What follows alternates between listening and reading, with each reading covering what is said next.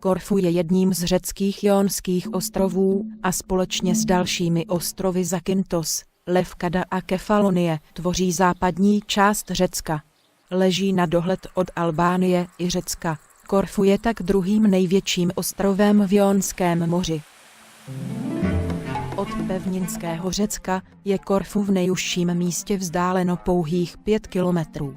Díky své geografické poloze a dostatečnému množství srážek se ostrov může pyšnit krásnou zelenou přírodou a nádhernými rostlinami, jakými jsou především olivovníky, palmy či orchideje. Ty s křišťálově čistými vodami Ionského moře vytvářejí jedinečný kontrast a není tak překvapivé, že se ostrovu přezdívá Smaragdový ostrov. Hospodářství ostrova stojí především na turistickém ruchu. Na národní ekonomice se podílejí také zemědělství, rybolov a vinařství. Na vedlejších komunikacích, ale často i na hlavních silnicích, se můžete setkat s jistými problémy. Nacházejí se ve velmi špatném stavu, díky častým sesuvům půdy v deštivém období.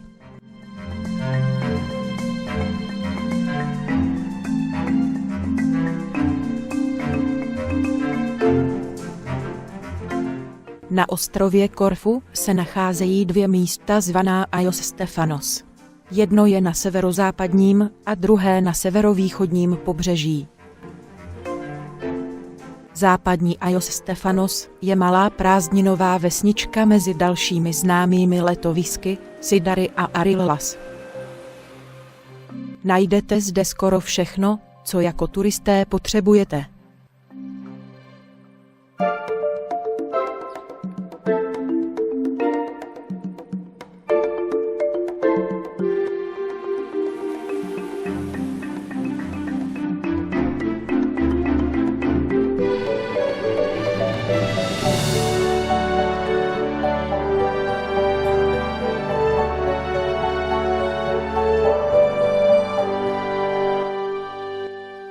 V malé vesničce Peroulades se nachází atraktivní barová restaurace v moderním stylu s okouzlujícím panoramatickým výhledem Seventh Heaven Coffee.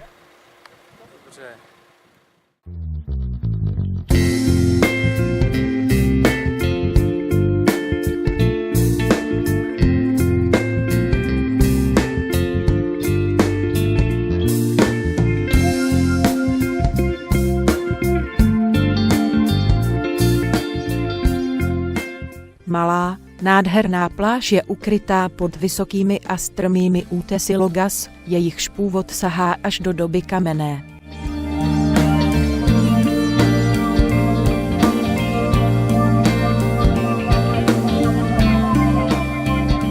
Je písčitá se snadným přístupem do vody, ale cesta k ní vede jen úzkou uličkou.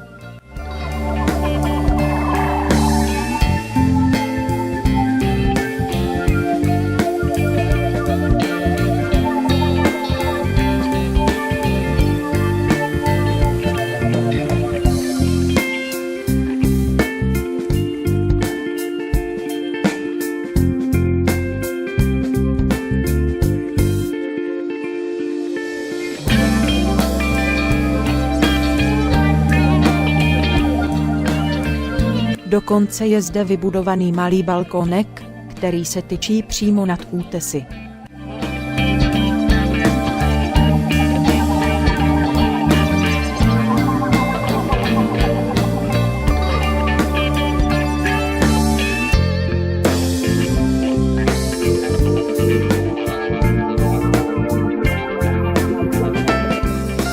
Velmi unikátní písečná pláž Drastis leží v severní části ostrova.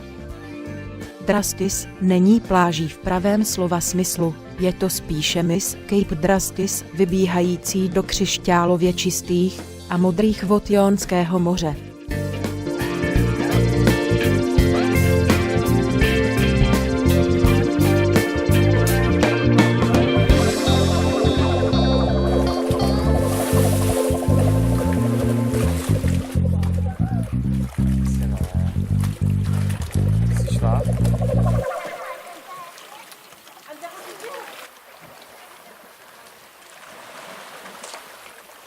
Zdejší vody jsou nádherně čisté, ale také trochu studenější.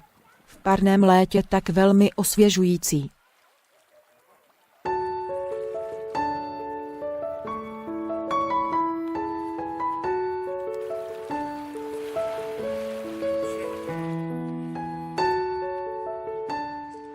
Řekněte nám prosím, kde se nacházíme.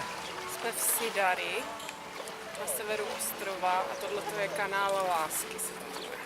Čili kanál Damour.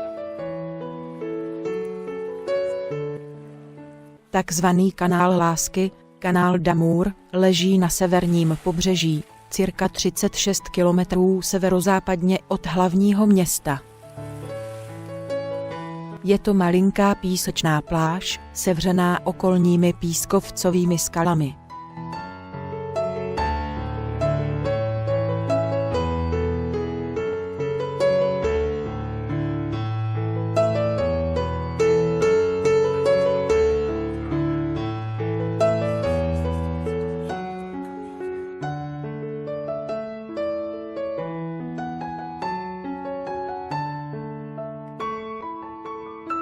Malá, tradiční řecká vesnička Afionas leží v severozápadní části ostrova.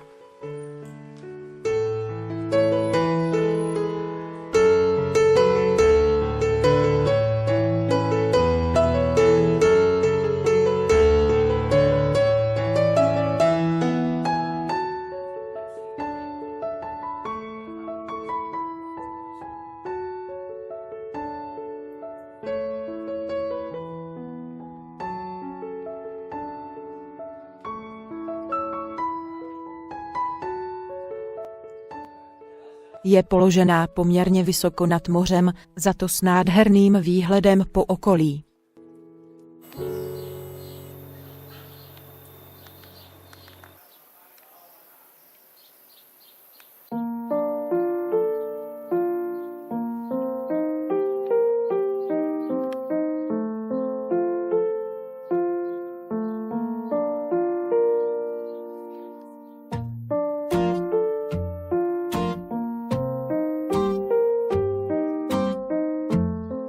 Kromě 3 malebných tavern a 2 apartmánů, tu však nic víc nenajdeme.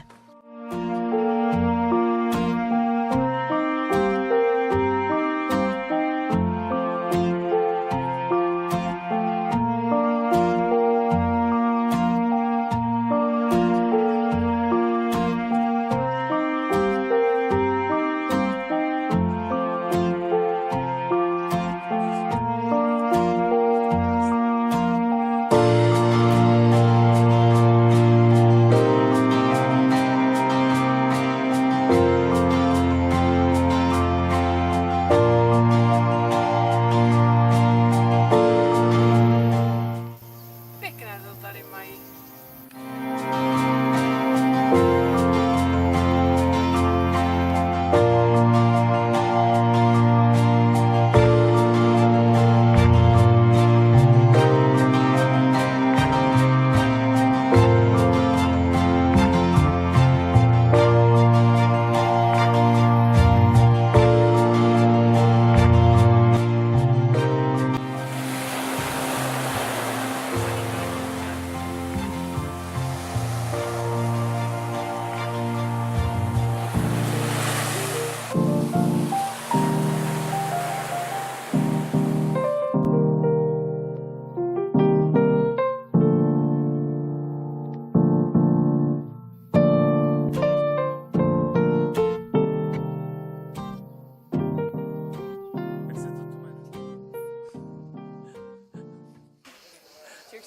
Na západě ostrova leží ruiny byzantského hradu Angelo Castro, který byl postaven Michaelem Angelem I.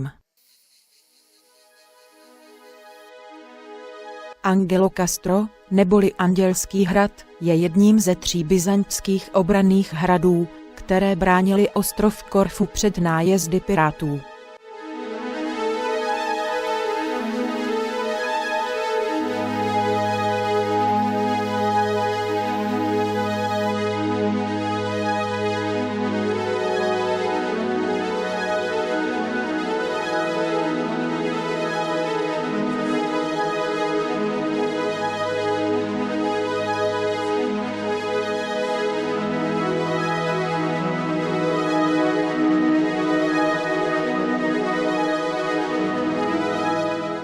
Dnes hrad slouží jako muzeum.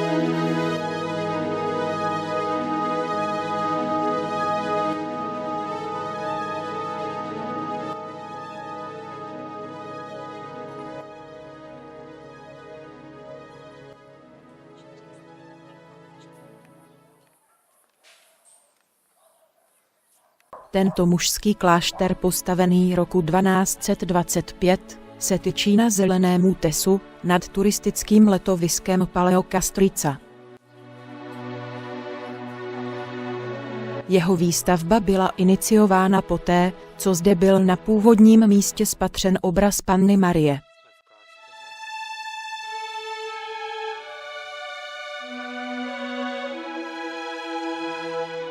V areálu kláštera je kostel Zodochupigis.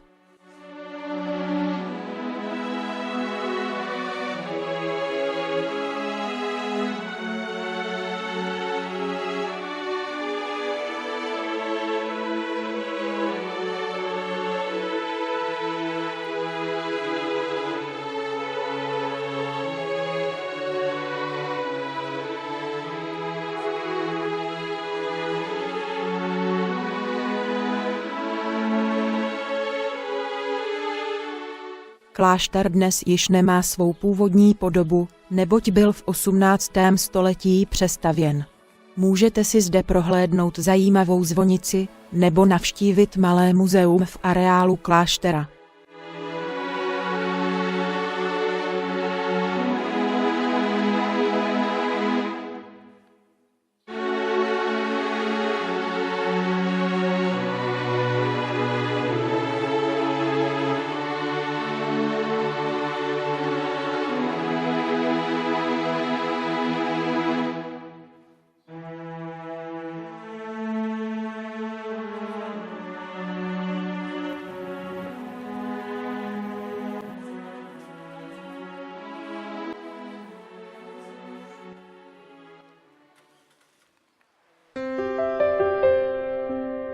Oblast Paleokastrica s turistickým střediskem Paleokastrica leží na západním pobřeží Korfu.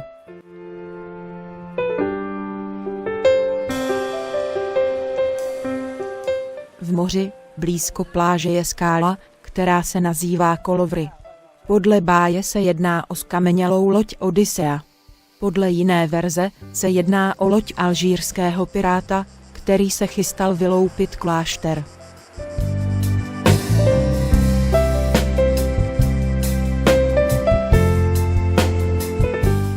Dobrý den, mohu se s váma svést?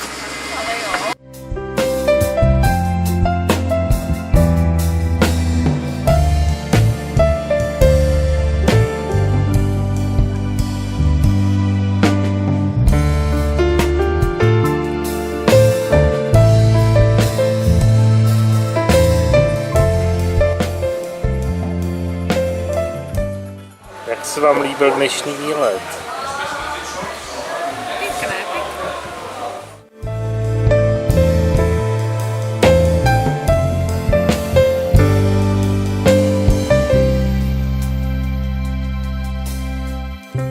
Pantokrátor v řečtině znamená doslova hora všemohoucího, je nejvyšší hora řeckého ostrova Korfu.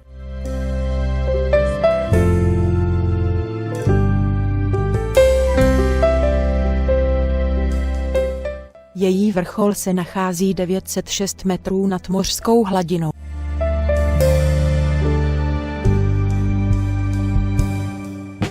Na vrcholu hory je klášter ze 17. století, zasvěcený proměnění Páně, bufet pro turisty a radiokomunikační vysílač.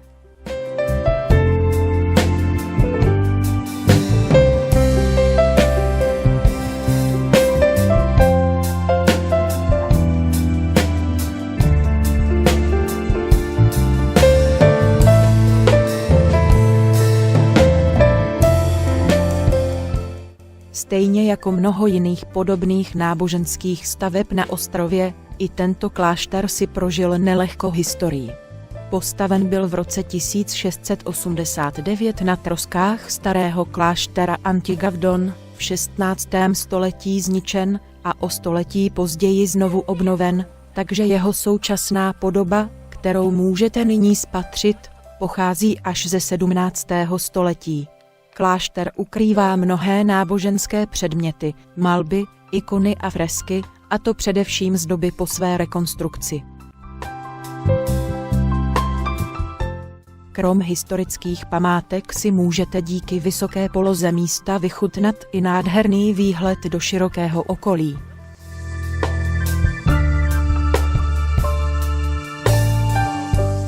Kassiopy je jedno z nejstarších a nejkrásnějších letovisek na ostrově Korfu. Nachází se 40 kilometrů severně od hlavního města ostrova, Kerkyra. Zvažuju, si nebudeme na lodi. Dáme kafe, uvidíme. Dneska si ten zase den docela povedl. Je to tak. V městečku vás určitě zaujme romantický přístav, který láká k procházkám a odpočinku při pohledu na zakotvené lodě a lodičky. Podél přístavu se táhne nábřeží, lemované řadou tavern, nabízející místní speciality, restaurací, barů a obchodů se suvenýry.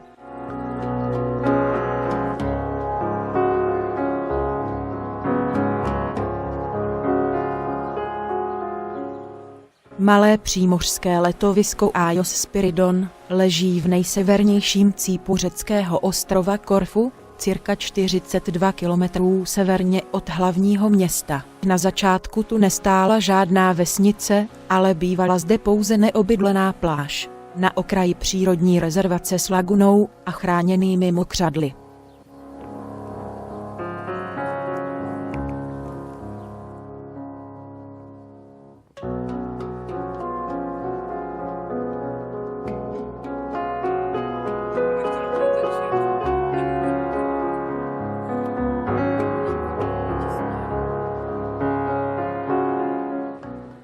Tady jsou totiž takový hotely, jsou takový vtipy na turisty, jo. Tady není moře široko daleko.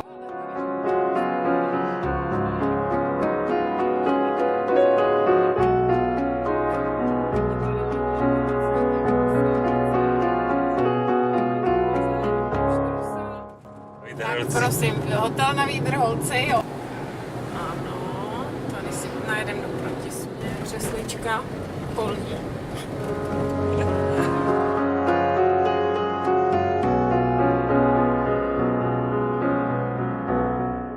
Západ slunce nad Jónským mořem patří k nezapomenutelným zážitkům na ostrově.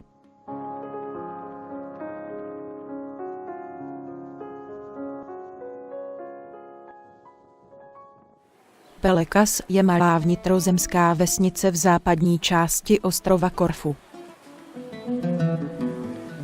Domy jsou zde namačkány blízko sebe s úzkými a klikatými uličkami.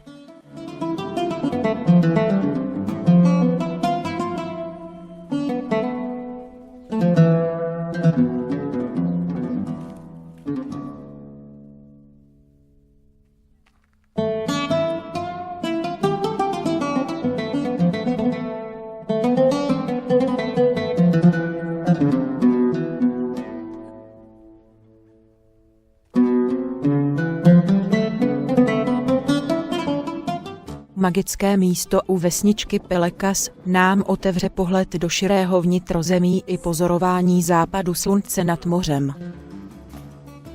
Prý sem dokonce chodil sám císař Vilém II. Pozorovat západ slunce a střed ostrova při rozjímání nad svou státnickou mocí. I proto se jmenuje Císařův trůn.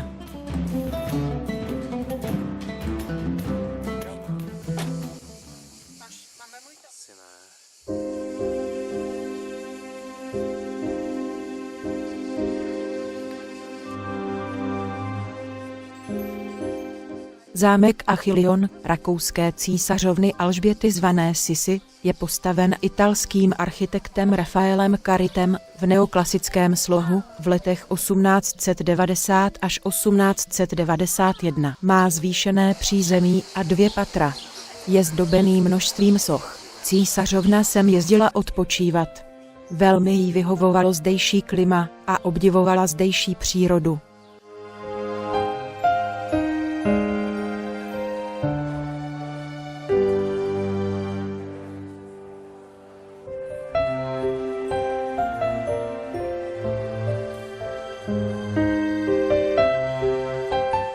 Velmi milovala řecké dějiny. Zvláště si oblíbila řeckého hrdinu Achillea, proto po něm zámek pojmenovala.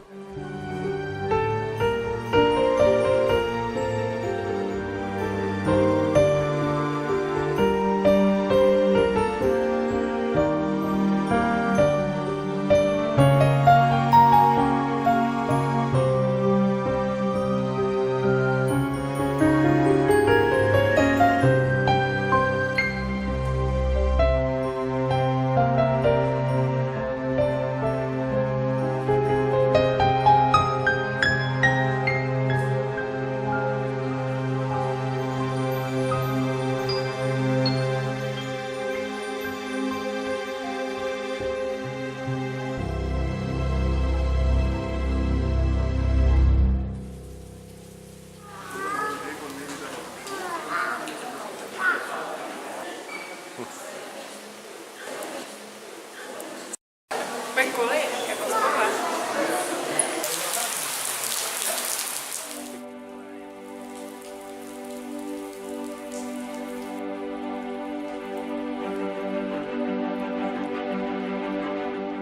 Při prohlídce zámku si vychutnejte také procházku jeho zahradami, množství soch, zákoutí a terasy, které pokračují až k hlavní cestě a k moři.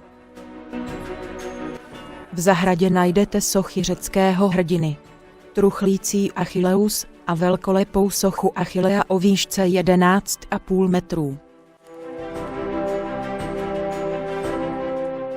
Během první světové války byl zámek zabaven řeckou vládou a byl změněn na francouzskou vojenskou nemocnici.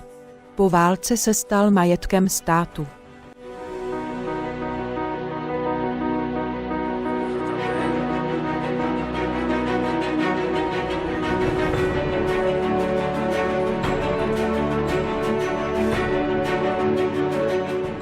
Kanony se nachází nedaleko hlavního města Kerkyra, kam přilétají letadla a připlouvají trajekty a lodě z vnitrozemí.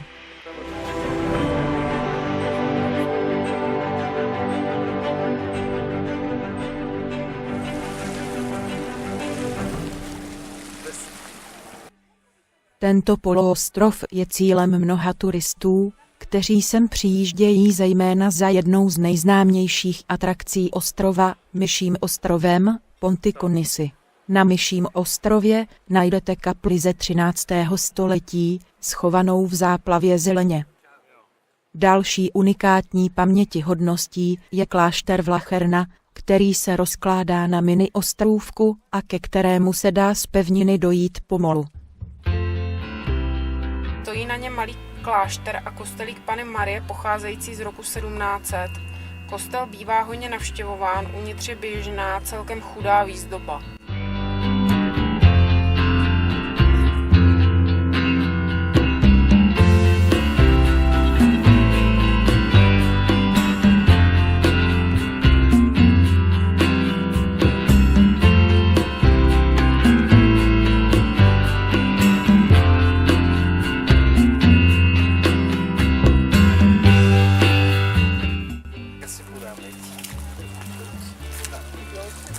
Jsme dneska párkrát zmokli.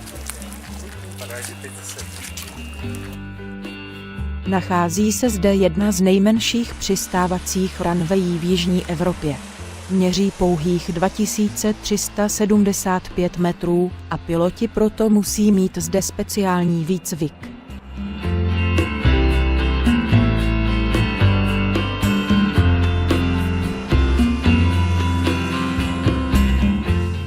Přistávání a odlet letadel si můžete pohodlně vychutnat v kavárně Kanony, v těsné blízkosti přistávací dráhy, odkud je také nádherný výhled na ostrov.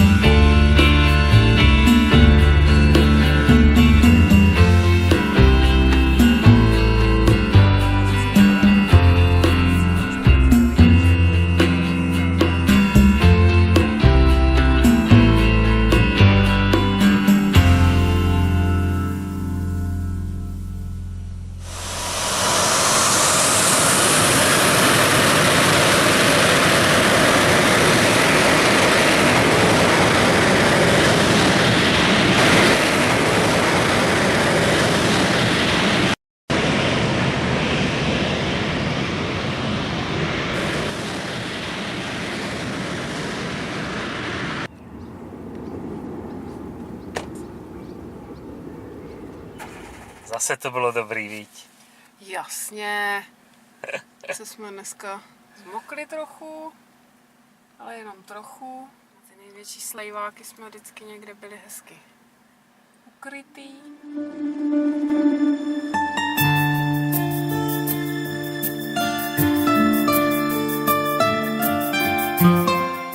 Nymfes je vnitrozemská vesnice v severní části ostrova Korfu. Těsně před vesnicí se nachází zajímavý kostel Ak-Estafromenou. Je to údajně jediný kostel v celém Řecku, který připomíná buddhistickou stupu.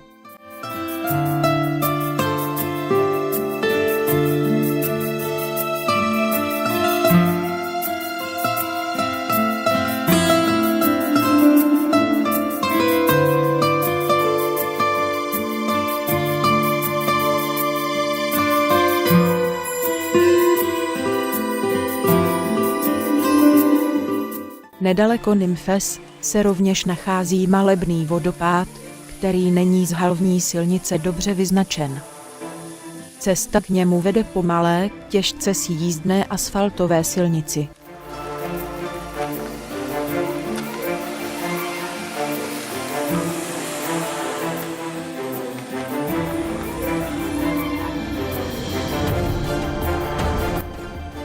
A je nadšenej.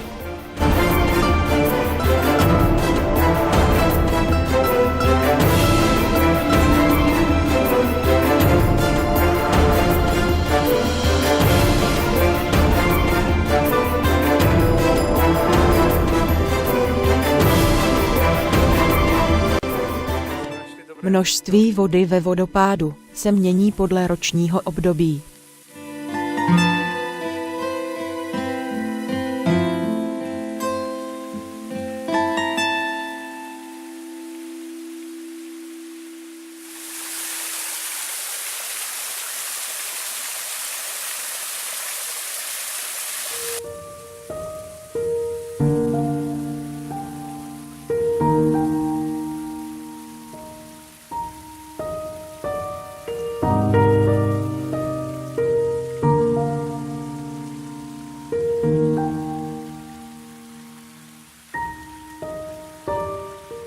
Vodopád spadá dolů, do úzkého údolí, bujně porostlého olivovými stromy.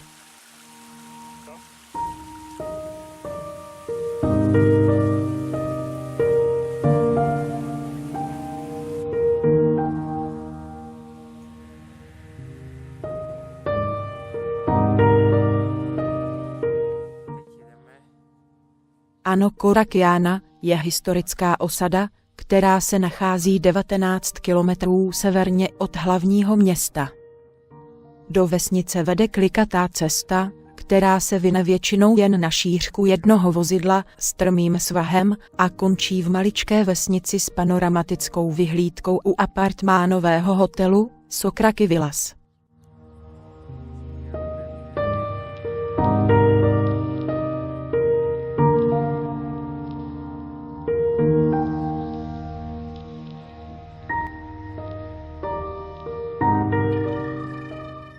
Zase to bylo dneska dobrý.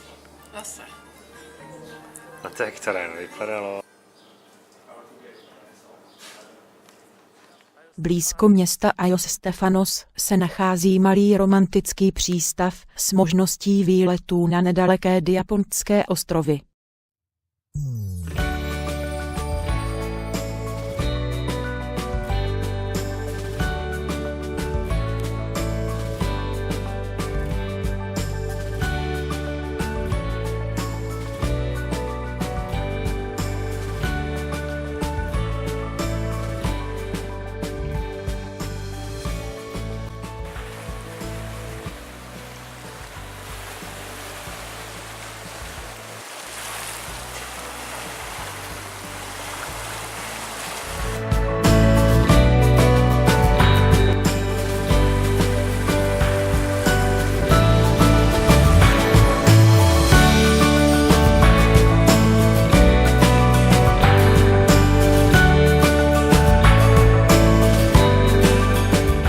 Letovisko Gouvia se nachází na východním pobřeží ostrova necelých 10 kilometrů od hlavního města Kerkyra.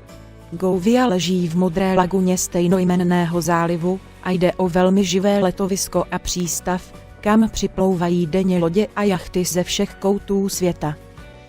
Je zde velký výběr taveren, restaurací a barů. Lze zde ochutnat kromě typické řecké kuchyně také kuchyni italskou nebo čínskou. Starověké město Kerkyra bylo založeno v 8. století před naším letopočtem. Hlavní dominantou města je stará pevnost z 10. století. Je to takzvaný mořský hrad s příkopem, jenž jej odděloval od ostrova.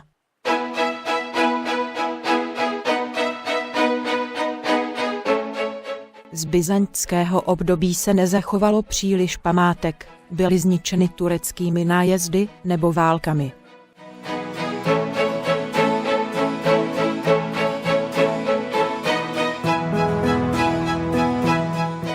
V 16. století, v době nadvlády Benátčanů, na základech původního starého opevnění započala nová stavba, která trvala zhruba 50 let.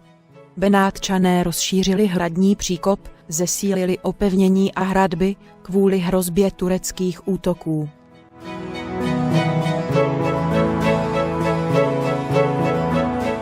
Za doby britské nadvlády tu byla dokonce vystavěna kasárna pro britské vojáky a vojenská nemocnice.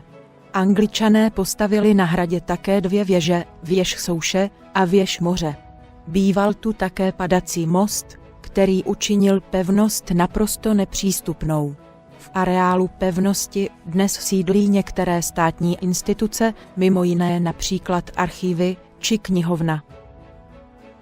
Krom toho se tu pořádají nejrůznější kulturní akce a koncerty.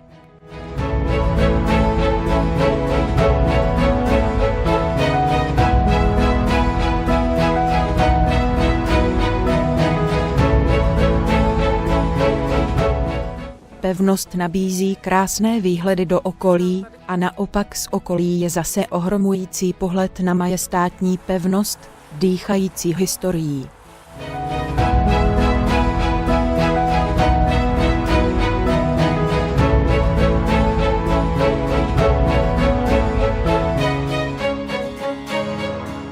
Benátčané z obranných důvodů rozšířili volný prostor mezi Starým hradem a venkovním městem a vytvořili Spianádu, dnešní náměstí Esplanáda.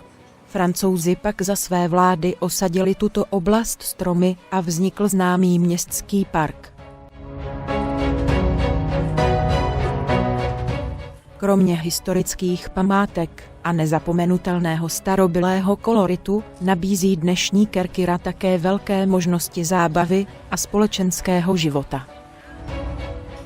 Velké tržiště a spousta obchůdků nabízejí veškerý sortiment potravin i ostatních potřeb.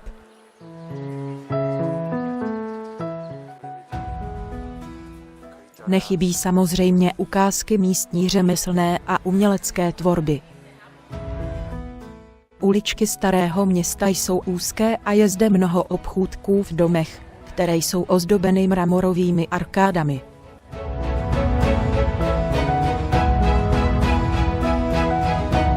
Maitlandská rotunda byla postavena na počest anglického komisaře Sira Thomase Maitlanda v roce 1816.